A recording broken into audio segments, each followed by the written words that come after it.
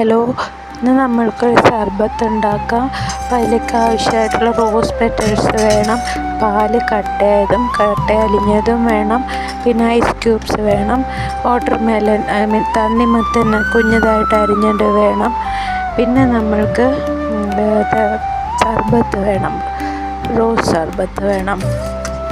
ഇനി നമ്മൾക്ക് ഈ പാലിലേക്ക് ഐസ് ക്യൂബ്സ് ചേർക്കാം. തണുപ്പ് ഒത്തിരി ഇഷ്ടമുള്ളവർക്ക് കൂടുതൽ ഐസ് ക്യൂബ്സും കൂടുതൽ കട്ടയായ പാലും ചേർക്കാം.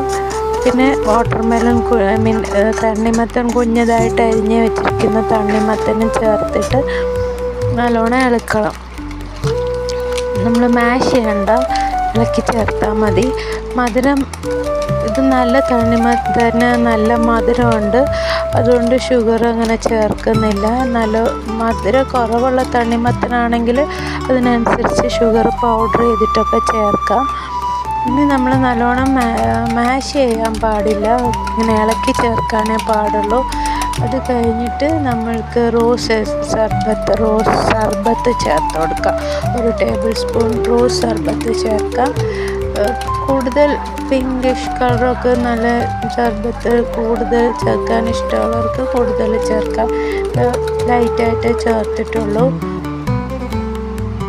പിന്നെ നമ്മൾക്ക് അതിൽ വാഷ് ചെയ്ത് വെച്ചിരിക്കുന്ന റോസ് പെറ്റൽസ് കുറച്ച് ആഡ് ചെയ്തിട്ട് വീണ്ടും നല്ലോണം ഒന്ന് ഇളക്കിയിട്ട് നമുക്ക് സെർവ് ചെയ്യാം.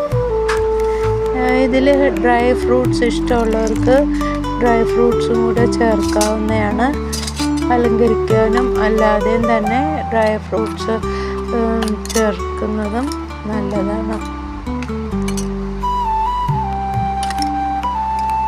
ഈ റോസ് പെറ്റൽസ് നല്ല മണമുള്ള റോസാണ്, അത് കാരണം സർബത്തിനും നല്ല മണം. ഈ റോസ് പെറ്റൽസിന് നല്ലൊരു ഫ്ലേവറൊക്കെ കിട്ടും. ഇത് ഒരു ഗ്ലാസ് ഫുള്ള് നമ്മൾ കുടിക്കുമ്പോൾ നമുക്ക് നല്ല ക്ഷീണമൊക്കെ പോകും.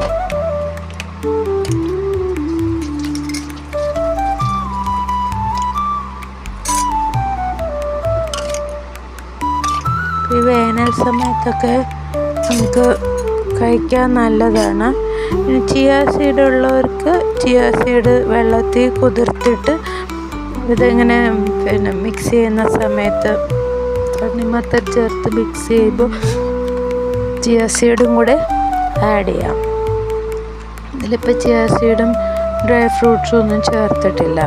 എല്ലാവരും വീഡിയോസൊക്കെ കാണണേ, എന്നിട്ട് ഇഷ്ടമാണോ എന്ന് പറയണേ, സബ്സ്ക്രൈബ് ചെയ്യണേ, ലൈക്ക് ചെയ്യണേ.